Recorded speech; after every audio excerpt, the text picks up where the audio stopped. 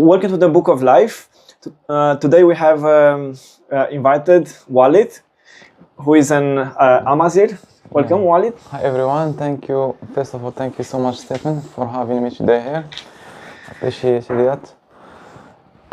So first thing, we will talk about the Amazigh. What is the Amazigh mean? The Amazigh means, the definition is the free people or the North African people. Okay. It's in Amazigh language. Okay, so Amazigh language is the same as Arabic, or is different? Actually, it's totally different. Especially the sculpture, the symbols. Okay. The alphabet is different, and also the accents and the date or the history of the language. Amazigh, it's different than Arabic. It's more older than Arabic. It's much older, yeah? Yeah. Okay, is there anything in common between Amazigh and Arabic? Or nothing whatsoever? Actually, the current Amazigh that they speak people right now in North Africa, there is some like words similar. Like because of the Arab expansion in North Africa, there is like a new words like included to Amazigh language. Okay, so beside so the letters, the symbols are quite different. You also have different vocabulary, different words. It's pretty much everything is very different, right? Different, quite different. Yeah. Okay, so you said you have some words in common, right? Yeah, some like new vocab common between Amazigh and Arabic language. Okay, and for example, I know that Amazigh people. Okay, do you preserve your language? For sure. Is it preserved? Currently, the government or like the North African countries, they try to. They do all out their best to preserve the culture of the Amazigh people, especially teaching the students in the university Amazigh language. Is it only in the university? In the university, schools, whatever. Okay, so in schools, but you're saying in Morocco or in Northern Africa? Morocco, yeah, Algeria, Tunisia, they keep like teaching the students in the primary school, university, and that's it. So both languages are taught in schools, right? Amazigh and Arabic. Yeah, there is like a model called Amazigh language. Okay, amazing. So, what about you? Are you fluent in Amazigh? The Amazigh language, actually, I hadn't chance to learn it in the school. Why not? Because back in like 10 years ago, we hadn't model that we have in the school not to learn it. Okay, so it wasn't included in the program of the school. Back then, but nowadays, yeah, they try to teach it in the school. Okay, so you're trying to revive the language, right? To bring it back to. Sure. Yeah. Okay, how old? Do you have any idea how old the Amazigh language, culture, how old they are? The Amazigh people, they start forming around like roughly 3,000 years old before Common Era. Like, yeah, 3,000 years old. Okay, so that's quite old. So, what proof, archaeological and scientific, are that Amazigh are so old? Let's say 3,000 years old. We have some archaeologists discovered in the stone in Algeria, some stones in Algeria. The Amazigh people, they try to carve in the stones, like to draw the Amazigh, the letter in the stones, and the archaeologist proves us this the script or something like this has a date back of 3,000 years old. Okay, so and beside the stone, is there anything else which proves let's say how, like, the fact that this language it's so old? So do you have like books or something else, some other proofs? Some of the proofs that prove us that the Amazigh has like more older. We have like the queen here, that she was a leader of the Amazigh people in the 7th century. Okay. That she was, and we have like a statue of this queen in the Algeria. They made a statue of her as a woman independent, that she leads the whole North African people to defend against the enemy, to lead the people during the war. Well, we jump in history. So from 3,000 years to 700 years, is that before Christ or after Christ? Because we have this way of before Christ. Yeah. Okay, so we talk about another important aspect in Amazigh culture, which is women, right? Women, yeah. Before we talk about Dia and also some other important women, not only for Amazigh but also for us, for the whole world, because as we mentioned in our short, Fatima. Fatima Al-Fihri, that she found the University Al-Qarawiyyin in Fez, Morocco. Right? The first university was built in the history, and this university is still running until today. It's still open, right? Yeah, still open, and they like promotes and students for the, let's just say like the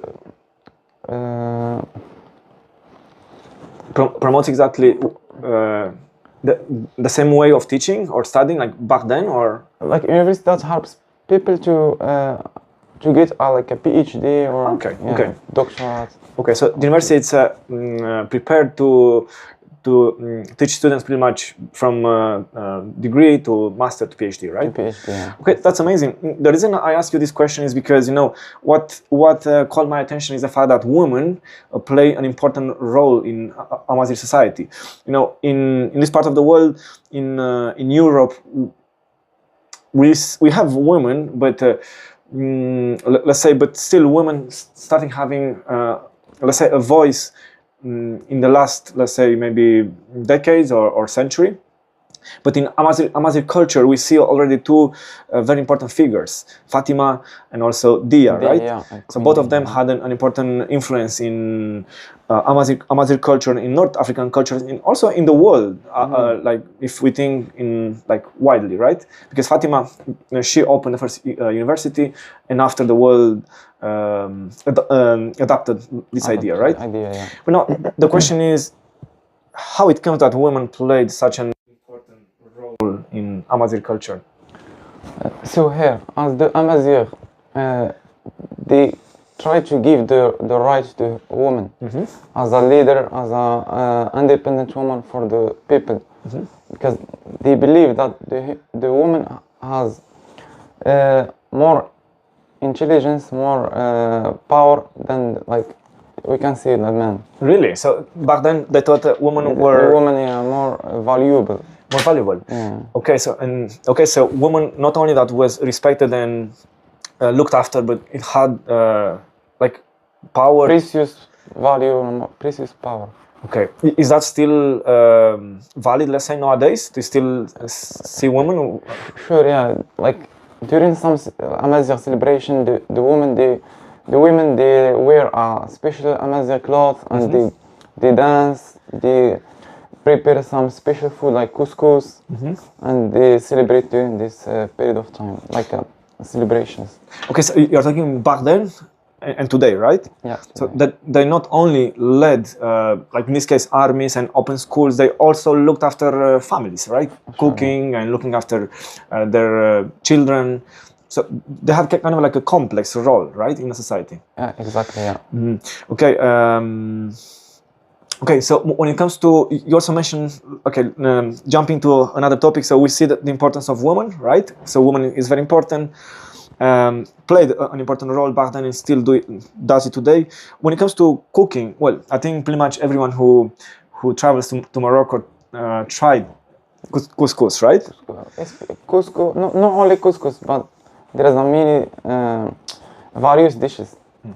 Like that were found by the Amazigh people. Okay, so we have couscous, which is internationally known. What else do you have? What other dishes do you have which are invented, let's say, by Amazigh people?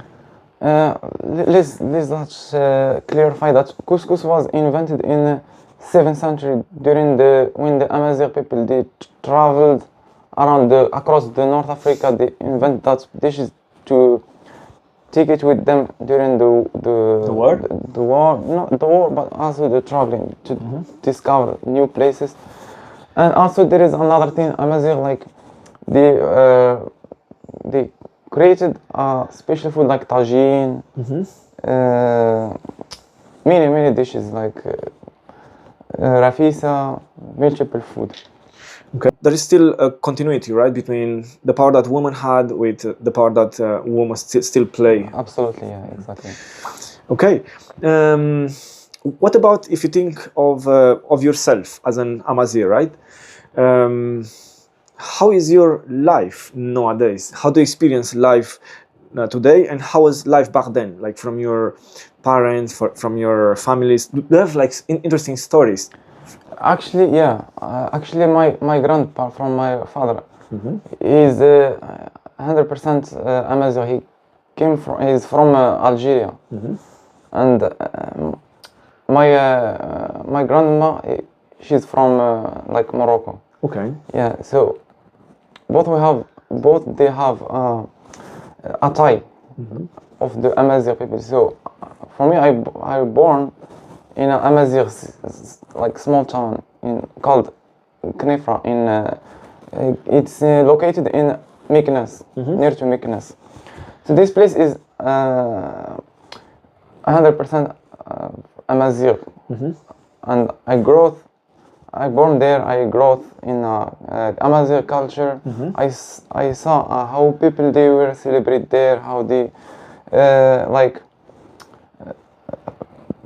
how they have a culture, Amazigh culture. They preserve the culture until today. So when we're talking about culture, what makes Amazigh culture so unique? If you try to look through the lens of other cultures, let's say European, Islamic culture, and so on, what makes it unique? And also, you mentioned celebrations. What kind of celebrations do you have which are specific to your culture?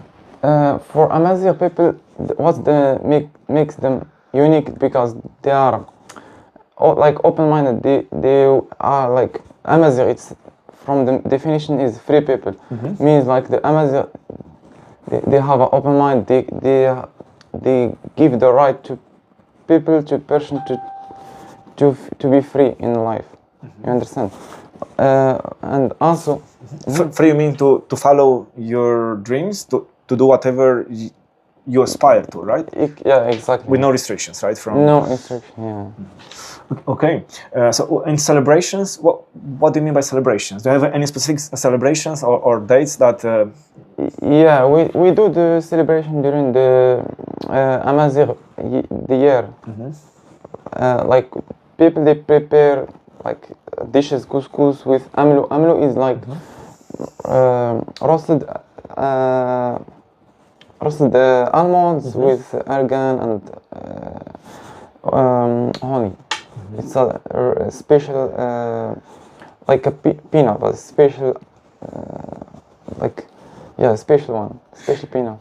Okay, so and do you prepare this dish in any specific date? In the New Year Amazigh date. New Year. Okay, so when do you celebrate your New Year? I know that your calendar is different than. Exactly, on the 4th of January. It's your New Year?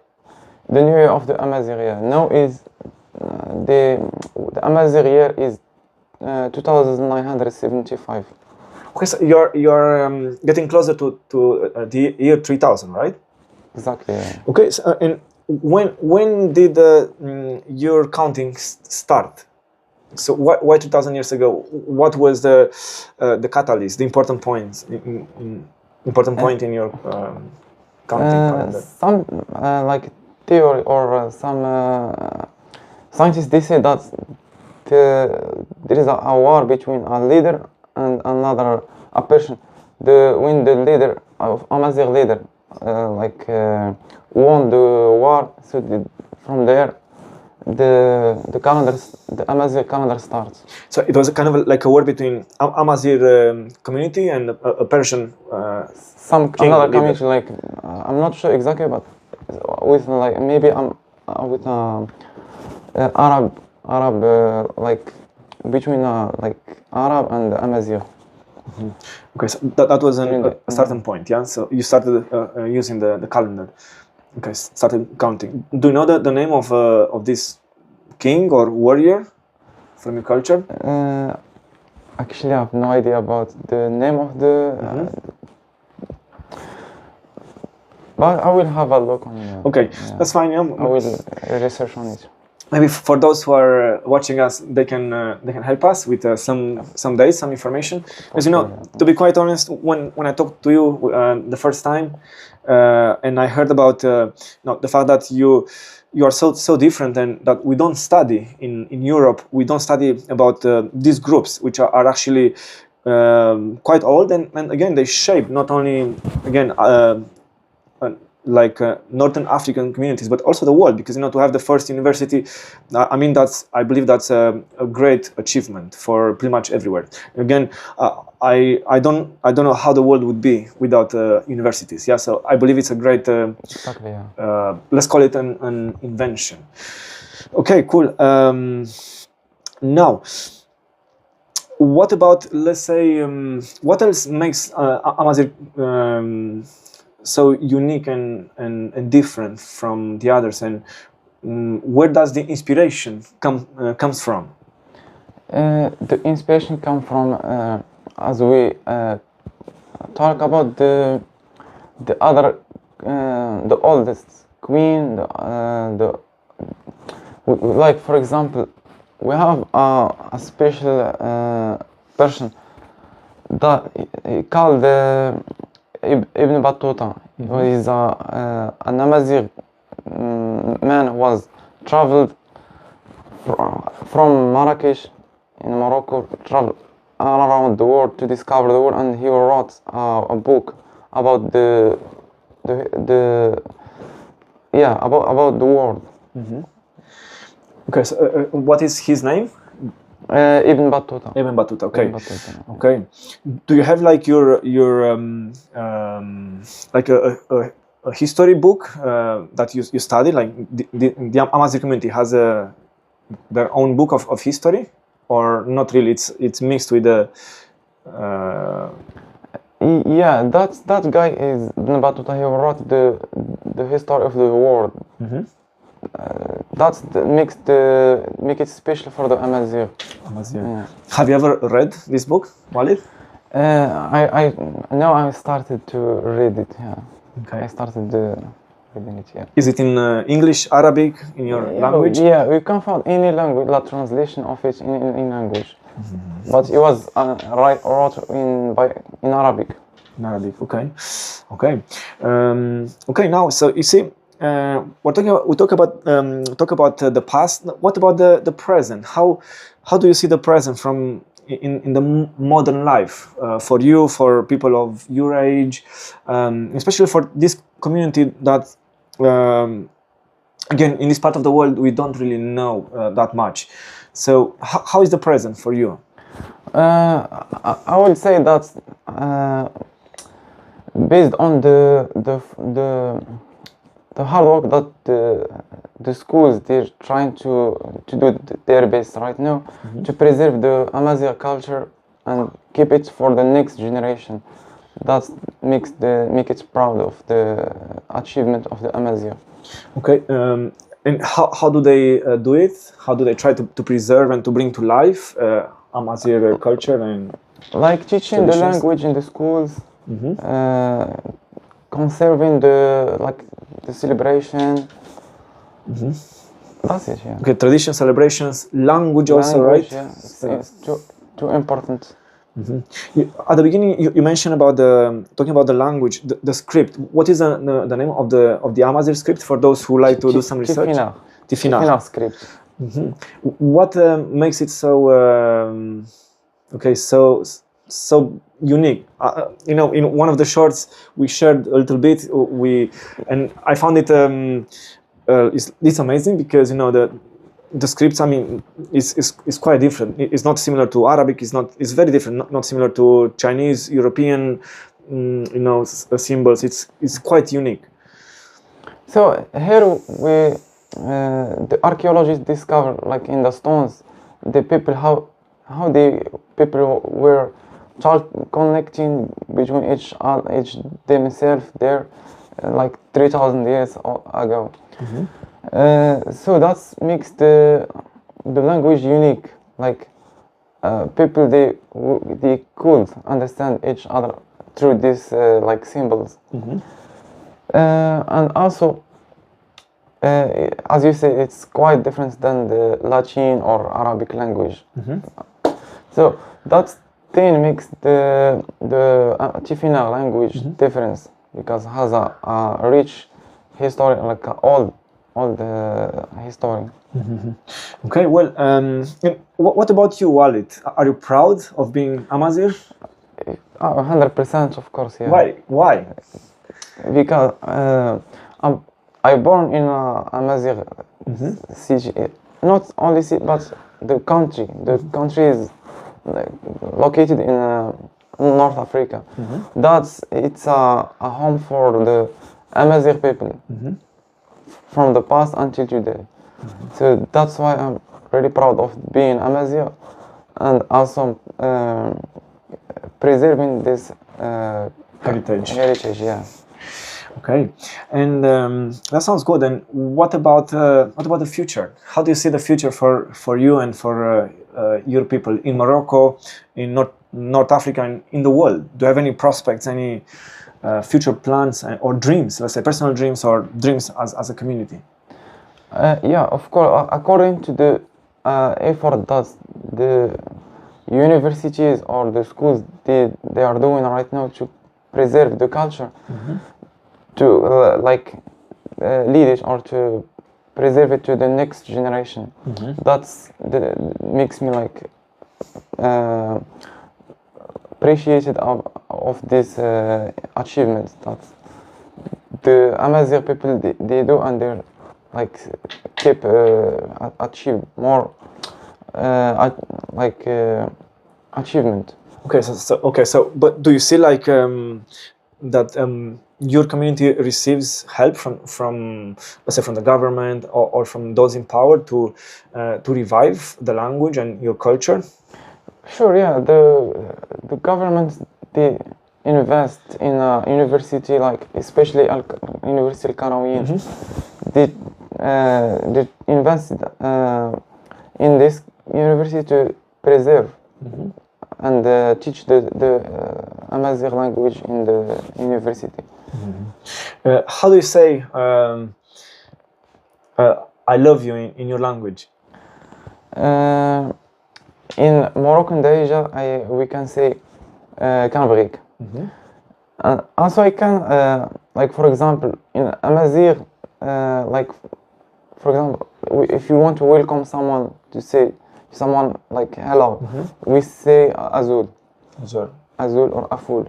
In Amazigh, right? Amazigh, yeah, Azul. Did you grow up using Amazigh at home with your family, your parents, your friends? In the family, in my home, we talk the Moroccan Darija. Moroccan Darija, it's a language that's mixed of Amazigh language, Arabic, and a bit of French and Spanish. Okay, so Amazigh is not so it has a lot of influences like words, right? So Yeah, Darija, especially Darija, has influences from Amazigh. Okay, so French, and Walid, you wanted to teach us sure, yeah. one word, right? What is the word that you have in mind? You want to share? In Amazigh language, love means Tayri. And in Amazigh, I love you means I can say Akmchiri. Akmchiri. Okay, but when you want to express love to your mother, to your friends, or whatever, do you use the same word, or the word changes depending on the context? In common daily conversation, we say we speak like normal Darija. Like in daily life, we say Kambrik. Darija. Okay. It's a bit similar to Amazigh. Akchiri, Akmchiri, Akmchiri in Amazigh. Okay. Well, but when you express your feelings towards someone, do you choose Arabic, Darija, or Amazigh? Based on my preference, I prefer Amazigh. Amazigh, yeah. Akmchiri. Okay, sounds good, yeah. Yeah, it's amazing, yeah. Okay, amazing. So now, what comes to my mind is that, okay, you said Amazigh people, they are spread in Northern Africa. Across right? North Africa, Across yeah. Northern, okay. So do all these groups have the same language in common, or they have different dialects? Sure, yeah. In Morocco, like 80% people, they speak Amazigh and also Darija. This Darija, it's common between Morocco, Tunisia, Algeria. Okay, so okay, and are these communities in all these countries? Because nowadays, we have the borders. Are they connected somehow, or is there any connection between each group in each country?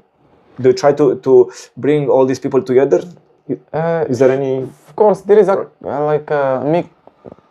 common community or mixed community in Algeria or also in Morocco.